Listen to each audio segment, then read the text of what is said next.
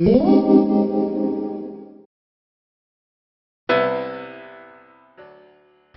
back to Fast Gadgets. Thanks for joining me on this warm summer evening. It is Monday, 7/11, and this is Linux in the News. Let's get started.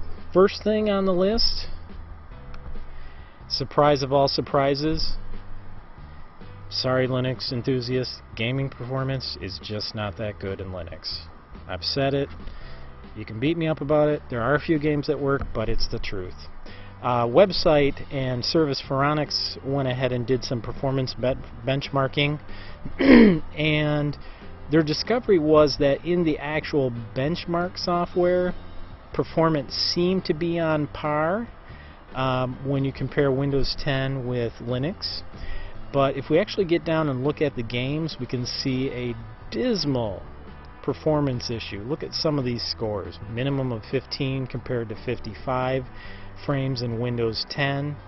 Now I grant this is 4K, so I mean, it could be worse, right? Tomb Raider, I guess it is worse. No, Tomb Raider actually not too bad in 4K, but still significantly less than Windows 10, unfortunately. When we go down to lower quality, we're still seeing a pretty big gap here. Now there are some games that do work fairly well in Linux, and it all depends on how well the game is ported for the Linux platform in general. So here's one. Shadow of Mordor, not too bad if you're playing that game. Again, if we go to 720p, it's just slightly better. So depending on what you want to play, unfortunately you're going to find that most games just do not perform as well in Linux, which many of you probably already know. You can use Windows 10. I know a lot of us do dual boot if we're going to be gaming using Windows 10. I'll have a video coming up on gaming in Linux and my experience. Now, I don't have a Raging Gamers machine, but I do have a couple different machines that I'm going to do some tests on with some slightly older games, but it'll give you an idea. Next in the news, you can put the Ubuntu Unity desktop on Windows 10 if you want to. I got to warn you though, a couple of things. One, you are going to need Cygwin. Two, performance is terrible. So this would be purely for the kudos to show off that you're running a Linux desktop environment on Windows 10, but you're not going to be doing production. As you know, with the implementation of the Bash shell into Windows, there are some graphical applications that will run if you have some type of X layer, such as what Cygwin will support. But again, why would we do that? We're the Linux people. We're going to run it in Linux, right? Okay. Fedora's quality assurance lead engineer comes down pretty hard on Snappy and Snap installations of Snap apps from Canonical, understandably, because Snappy, of course, is actually a proprietary package management and package installer. But I want to take that back. It's not actually a package manager like apt and RPM. So it's not quite as full-featured, but it can install applications. So I guess you could say it does manage them as well as install them. But here's what the engineer over at Red Hat had to say. Check this out. A heaping pile of steaming bullshit. And I have to agree with him, quite frankly. Why would open source communities and open source distributions, after having good success with apt and the new DNF, which took over from Yum, invest any resources in trying to use a proprietary tool? Not very likely.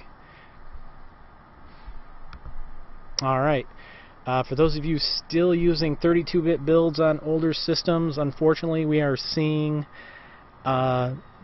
curtains for 32-bit distributions of Linux. Ubuntu joins the calls for users to let go of those 32-bit systems. Now I have a couple older 32-bit systems. I have a one of the older netbooks that's 32-bit. I've got a Pentium that's 32-bit. It would be a shame to see it go away altogether, but considering that 32-bit base of installs is dwindling rapidly, I don't think we're going to see it around for much longer, unfortunately. So if you're used to that, sorry to say, you're going to have to graduate to 64-bit. Linux grabbed more than 2% of the desktop market share. Pretty exciting. What was astounding to me, Windows 7 was number one, 42.02%. Now, I hadn't been keeping track of the market share of operating systems, so I honestly had expected Windows 10 to be closing the gap, if not exceeding and bypassing Windows 7. Microsoft's been doing a very aggressive job of marketing for Windows 10, but Windows 10 comes in at a dismal 21.88%. Half what the Windows 7 share is, and OS 10 is half what the Windows 10 share is, which should tell you quite a lot. Windows 8.1 and 8.66. Hopefully you got to catch my video. I installed Windows 8.1 and Office 2013 on a virtual machine in VirtualBox, and I have to say, if you're going to use virtualization, number one, VirtualBox is great. Number two, Windows 8.1, very, very efficient, very nice. Works very well in VirtualBox. But Linux hitting 2.02%, that's pretty exciting in my opinion. I think it really speaks well to the fact that the masses, the people, are becoming more educated about what software can do for them and what it can't do and what it shouldn't do. And one of the big shouldn't do's, in my opinion, is privacy and monitoring of what we do. Now, I will grant that we give away our rights, so we basically agree by clicking I accept on the EULA. So it's not like we don't know, or we should know, right? But the fact is, it's good to see that Linux is starting to come up around that 2% mark. That's fairly impressive. There are those out there that want to take control of their computers, don't feel that they want to be monitored all the time, and they kind of want to have control of their system back and control of the software that they use, and that's pretty exciting.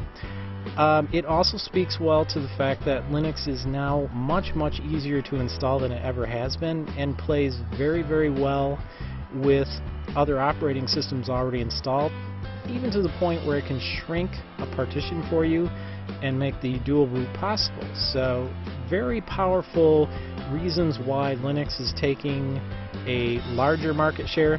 Certainly not the greatest, but then again, they didn't invest a whole ton of money, did they, like Microsoft did? So it makes sense. Hope you found this interesting, and if you did, please like and subscribe. I always enjoy making these videos, and I will see you next time, and thank you again.